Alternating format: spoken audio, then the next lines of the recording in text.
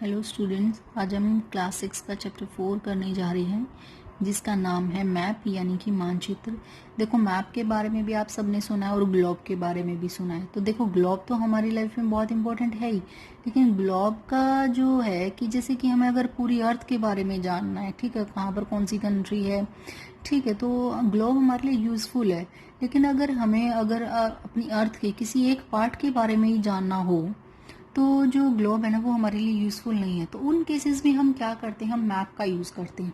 ठीक है, मैप क्या होता है, मैप से हम जैसे अपने देश के किसी भी पार्ट यानी कि किसी डिस्ट्रिक्ट के बारे में, किसी सिटी के बारे में, किसी विलेज के बारे में या अपने देश के बारे में जान सकते हैं। तो उन केसेस में क्या होता है कि मैप हमारे लिए यूज़फुल होता है। तो मैप हम सबसे पहले तो हमें ये पता होना चाहिए कि मैप हम किसको बोलते हैं, यानी कि what is the definition of map. ठीक है, डेफिनेशन मैप की क्या होती है। तो देखिए कि जो मैप है यानी कि मैप को हिंदी में मानचित्र बोलते हैं, कि जो मैप है वो पृथ्वी की सतह यानी कि जो हमारी ज़मीन है ना, हमारी अर्थ है, उसकी जो सतह होती है या उसके एक भाग का स्केल के माध्यम से या पैमाने को हम स्केल बोलते हैं, पैमाने के माध्यम से चपटी सतह यानी कि फ्लैट सरफेस पर खींचा गया एक चित्र है। ठीक है, लेकिन एक गोलाकार सतह को पूरी तरह से चपटा करना असंभव है। ठीक है, तो इसको हम जो है क्या बोलते हैं, मैप बोलते हैं। अब देखिए यहाँ पर मैप जो है इन्होंने 3 टाइप्स के बताए हैं। 3 टाइप्स यानी कि फिजिकल मैप होता है, हमारा पॉलिटिकल मैप होता है, थीमेटिक मैप होता है। देखो, फिजिकल मैप उसको बोलते हैं जिसमें हम माउंटेन्स को, कोस्टल एरिया को, प्लेन एरिया को, रिवर्स को, ओशंस को हम दिखा सकते हैं उस मैप पर। ठीक है, उसको हम क्या बोलते हैं, फिजिकल मैप बोलते हैं। इसको हम फिजिकल या फिर रिलीफ मैप भी इसको हम बोलते हैं। फिर पॉलिटिकल मैप होता है। पॉलिटिकल मैप बच्चे हम उसको बोलते हैं जिसमें हम स्टेट्स को, ठीक है, सिटीज़ को या फिर जो, ठीक है, उनको जो है हम विश्व के विभिन्न देशों में उनकी सीमाओं को जो है दिखाने के लिए जो हम पॉलिटिकल मैप का यूज़ करते हैं। ठीक है, इसके बाद हमारा थर्ड आता है थीमेटिक मैप। ठीक है, थीमेटिक मैप हम उसको बोलते हैं बच्चे जिसमें जैसे रोड मैप हो गया या फिर रेनफॉल मैप हो गया या फिर फॉरेस्ट के बारे में, इंडस्ट्रीज के बारे में जो है जिसके ऊपर दिखाया जाता है उसको हम क्या बोलते हैं, थीमेटिक मैप बोलते हैं। ठीक है, तो जो मैप होते हैं हमारे 3 तरीके के होते हैं, फिजिकल मैप, पॉलिटिकल मैप और थीमेटिक। ठीक है, फिजिकल में हम माउंटेन हो गया जैसे रिवर्स, प्लेन एरिया दिखाते। पॉलिटिकल में जैसे हमने कोई स्टेट दिखा दिया, कोई सिटी दिखा दी, कोई विलेज दिखा दिया, ठीक है, या फिर उनकी बाउंड्रीज दिखा दी। और थीमेटिक मैप में जैसे हमें रोड मैप दिखाना है, रेनफॉल कहाँ पर कितनी हो रही है, फॉरेस्ट एरिया क्या कितना है और इंडस्ट्रीज कितनी है, उन चीज़ों को दिखाया जाता है। ठीक है, अब देखो मैप के जो है 3 कंपोनेंट भी होते हैं। 3 कंपोनेंट कौन से होते हैं, दूरी, दिशा और प्रतीक। ठीक है, यानी कि दूरी, दिशा और प्रतीक, डिस्टेंस, डायरेक्शन एंड पॉइंट। देखिए मैंने यहाँ पर इंग्लिश में भी लिख रखा है कंपोनेंट्स ऑफ मैप। अब देखिए जो हमारे कंपोनेंट्स हैं ना मैप के, उनके बारे में बात करते हैं। First is distance. देखो, एक मैप पर डिस्टेंस सेम दिखाना पॉसिबल नहीं है। अब देखिए जैसे आपका स्कूल है और स्कूल और आपका घर, आपके स्कूल और घर के बीच में सपोज करो 10 मीटर का डिस्टेंस है। तो अब 10 मीटर इतना अगर हम मैप पे दिखाने लगेंगे तो मैप आपको पता कि कितना बड़ा हो जाएगा, ये तो पॉसिबल नहीं है। तो हम क्या करते हैं कि जैसे अगर 10 मीटर है ना, तो 10 मीटर को हम मैप पर 2 सेंटीमीटर दिखाएंगे। ठीक है, 2 सेंटीमीटर यानी कि 1 centimetre is equal to 5 kilometre. तो 2 centimetre is equal to 10 kilometre. ठीक है, क्योंकि हम ऐसे तो नहीं दिखा सकते, अगर ऐसे दिखाने लगे तो बच्चे मैप तो बहुत ज़्यादा बड़ा हो जाएगा। अब इसमें उन्होंने बोला कि जब बड़े एरिया वाले जो पार्ट होते हैं, जैसे हमारे महाद्वीप है या फिर देश है, उनको एक पेज पर दिखाना होता है, तब हम क्या करते हैं, तब हम लोग छोटे पैमाने का यूज़ करते हैं, यानी कि छोटे स्केल का यूज़ करते हैं हम। ठीक है, तो फिर उसका यूज़ हम कैसे करेंगे, जैसे फॉर एग्जांपल के लिए बता रही हूँ कि मैप पर 5 सेंटीमीटर और स्थल पाठ पर 500 किलोमीटर को दर्शाया जाता है। देखो यहाँ पर दूरी में तो इन्होंने क्या बताया था, 1 centimetre is equal to 5 kilometre, और इन्होंने बताया कि 5 centimetre is equal to 500 kilometre.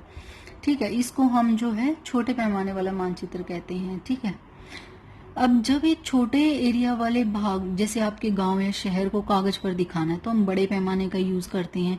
जैसे हमने 500 मीटर की दूरी को हमने 5 सेंटीमीटर से दर्शाया। इस प्रकार के मानचित्र को बड़े पैमाने वाला मानचित्र कहते हैं। ठीक है, और बड़े पैमाने वाला मानचित्र छोटे पैमाने वाले मानचित्र की अपेक्षा में अधिक जानकारी प्रदान करता है। यानी कि जो बड़े स्केल वाला जो मैप होता है वो हमें ज्यादा इन्फॉर्मेशन देता है कंपैरिजन टू स्मॉल। इसके बाद आ जाइए थर्ड पॉइंट हमारा कंपोनेंट, सॉरी, डायरेक्शंस। अब देखो आपने जो है डायरेक्शंस के बारे में बताया, नॉर्थ साउथ ईस्ट वेस्ट सब, ठीक है। तो देखो इन्होंने क्या बोला है कि ज़्यादातर मैप्स में ना दाहिनी तरफ तीर का निशान बना होता है, ठीक है, जिसके ऊपर हम जो है नॉर्थ साउथ ईस्ट वेस्ट जो ये लिखते हैं, ठीक है। अब जहाँ पर ऊ लिखा होता है यानी कि वो उत्तर रेखा कहा जाता है। जब आप उत्तर के बारे में जानते हैं तो आप दूसरी दिशा जैसे पूर्व पश्चिम दक्षिण के बारे में भी पता लगा सकते हैं। अगर आपको एक डायरेक्शन का पता चल गया ना तो बाकी डायरेक्शंस का पता लगा सकते हैं, ठीक है। इनको हम जो है कार्डिनल पॉइंट्स बोलते हैं, जो नॉर्थ साउथ ईस्ट यानी कि जिनको हम एक एक वर्ड से डिनोट करते हैं। अब देखो इसके बीच में जो है चार डायरेक्शंस और बनती है, यानी कि चार दिशाएं और बनती है। अब जैसे उत्तर पूर्व दिशा होगी, दक्षिण पूर्व होगी, दक्षिण पश्चिम होगी, उत्तर पश्चिम होगी। इन बीच वाली दिशाओं की मदद से किसी भी स्थान की सही स्थिति का हम पता लगा सकते हैं। अब जितनी भी दिशाएं हैं इनके बारे में जो है आप एक बार घर पे ही ट्राई करके देखना, ठीक है, कि नॉर्थ की साइड है, साउथ की साइड है, ईस्ट की साइड है, वेस्ट की साइड है। तो आपको जो है फिर north east, north west, south west, इन सब डायरेक्शंस का जो है पता चल जाएगा। अब देखिए जैसे इनमें इन्होंने दिखा रखा है कि ये हमारे जो हैं, जैसे ये हमारा नॉर्थ साउथ ईस्ट और वेस्ट। अब देखो नॉर्थ साउथ ईस्ट हो गया। अब ये देखो इसके बीच में नॉर्थ ईस्ट आ गया, ये यहाँ पर क्या हो गया, साउथ ईस्ट हो गया। यहाँ पर अब क्या हो गया, साउथ वेस्ट हो गया। और ये हमारा क्या हो गया, नॉर्थ वेस्ट हो गया, ठीक है, यानी कि उत्तर पश्चिम हो गया। इनको हम क्या बोलते हैं, कार्डिनल पॉइंट्स बोलते हैं। क्लियर है? आई थिंक यहाँ तक आपको सबको क्लियर हो गया होगा, ठीक है।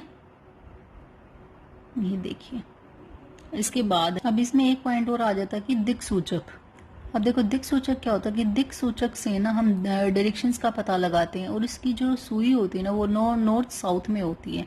कहाँ होती है, नॉर्थ साउथ में। अब देखिए यहाँ डायग्राम में दिखा, ये हमारा दिक सूचक है और इसकी जो सुई होती है ना वो नॉर्थ और साउथ में होती है, ठीक है। दिक सूचक के बारे में इतना ही है। अब देखो हमारे आते हैं सिंबल्स। अब सिंबल्स में क्या होता है कि हमें सबको पता होना चाहिए कि हमें सिंबल्स को किस तरीके से पहचान सकते हैं। देखो जैसे रेलवे लाइंस होती है उनके लिए कौन सा सिंबल यूज किया जाता है। अब रोड है, हमारे रोड कच्चे रोड भी हैं, पक्के भी हैं। बाउंड्री लाइंस हैं, रिवर्स हैं, कुएं, तालाब, नहर, मंदिर, पोस्ट ऑफिस, कब्रिस्तान, फॉरेस्ट एरिया, कि हम इनको किन किन चीजों से दिखाते हैं, ठीक है। यानी कि इनके लिए हम कौन कौन से सिंबल जो है हमने बना रखे हैं। अब देखिए रेलवे लाइन है, रेलवे लाइन को बड़ी लाइन और metre line, railway line, railway station हम किसको बोलते हैं। अब देखिए ये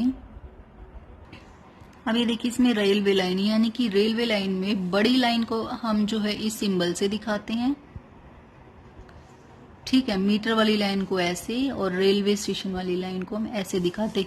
इसके बाद ही हमारी सड़कें हो गई, पक्की सड़क, कच्ची, पक्की को हम ऐसे दिखाते और कच्ची को हम ऐसे। फिर इंटरनेशनल बाउंड्री को ऐसे, स्टेट लेवल वाली को हम ऐसे दिखाते हैं, और डिस्ट्रिक्ट पे ऐसे। फिर इसमें रिवर, इनको कुएं को ऐसे दिखाते, तालाब को ऐसे दिखाते, नहर को ऐसे दिखाते, पुल को हम ऐसे दिखाते हैं, ठीक है। फिर इसके बाद मंदिर ऐसे, गिरजाघर, ये मस्जिद के लिए, छतरी के लिए, पोस्ट ऑफिस के लिए हम पीओ यूज करते हैं, and post and Telegram office के लिए हम पीटीओ यूज करते हैं, पुलिस स्टेशन के लिए हम पीएस यूज करते हैं, ठीक है। बस्ती के लिए हम ऐसे, और कब्रिस्तान के लिए पेड़ और घास के लिए हम, ये जो सब सिंबल्स है जो हम यूज करते हैं उनके लिए, ठीक है।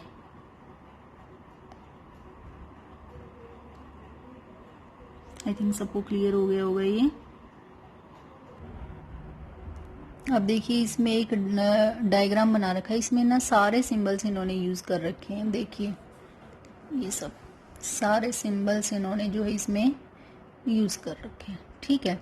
अब इन्होंने बताया कि हमारे पास डिफरेंट टाइप के कलर हैं, इनका यूज हम जो है किसी उद्देश्य से ही किया जाता है। उदाहरण के लिए अगर देखिए नीले रंग का यूज हम जो है पानी से बनी जितनी भी चीजें ना उनके लिए करते हैं, ठीक है। और जो ब्राउन कलर होता है हम पर्वतों के लिए करते हैं, पीला रंग हम पठारों के लिए करते हैं, हरा रंग हम मैदानों को दर्शाने के लिए करते हैं, ठीक है। अब इसके बाद आ जाता है स्केच। अब स्केच हम किसको बोलते हैं, देखिए हम स्केच को ना ऐसे भी समझ सकते हैं। सपोज करो आप कहीं पर जा रहे हो, ठीक है, किसी शॉप को ढूंढ रहे हो और आपको जो है शॉप का नहीं पता, तो आप किसी से रास्ता पूछते हो, ठीक है, वो बता देता कि यहाँ से स्ट्रेट जाओ, फिर राइट हो जाना, फिर लेफ्ट हो जाना, वहां पर आगे जाके शॉप है। यानी कि एक रेखा चित्र, एक स्केच बना दिया आपके माइंड में, ठीक है। इसे हम जो है रेखा मानचित्र बोलते हैं। यानी कि जब हमें किसी चीज की इन्फॉर्मेशन नहीं है और हम उसको ढूंढ रहे हैं और कोई हमारी हेल्प कर रहा है उसको बताने में कि भाई नहीं यहाँ से नहीं ऐसे जाना और ऐसे नहीं ऐसे करना है, ठीक है, उसको हम क्या बोलते हैं, स्केच बोलते हैं या फिर रेखा चित्र बोलते हैं। अब हमारा आ जाता है खाका यानी कि प्लेन एरिया। अब कह रहे कि एक छोटे क्षेत्र का बड़े पैमाने पर खींचा गया रेखा चित्र खाका कहा जाता है। यानी कि एक छोटे से एरिया का जब हम बड़े स्केल पर हम उसका जो स्केच बनाते हैं ना उसको हम खाका या प्लान कहा जाता है। एक बड़े पैमाने वाले मानचित्र से हमें बहुत सी जानकारी प्राप्त होती है। मैंने पीछे भी बताया था कि जो बड़े स्केल का मैप होता है उससे हमें काफी इंफॉर्मेशन मिलती कंपैरिजन टू स्मॉल स्केल। लेकिन कुछ ऐसी चीजें भी हैं जिन्हें हम कभी कभी ही जानना चाहते हैं, जैसे किसी कमरे की लंबाई चौड़ाई जिसे मानचित्र में नहीं दिखाया जाए। अब जैसे सपोज करो आपका रूम है, ठीक है, अब रूम आपका कितना लंबा है, कितना चौड़ा है, कितना छोटा, कितना बड़ा, ये सब तो मैप पर नहीं दिखा सकते। तो उस समय हम लोग बड़े पैमाने वाले एक रेखा चित्र को हम खींच सकते हैं जिसको हम जो है खाका कहते हैं। आई होप सबको ये चैप्टर अच्छे से क्लियर हो गया होगा, ठीक है। Okay bye.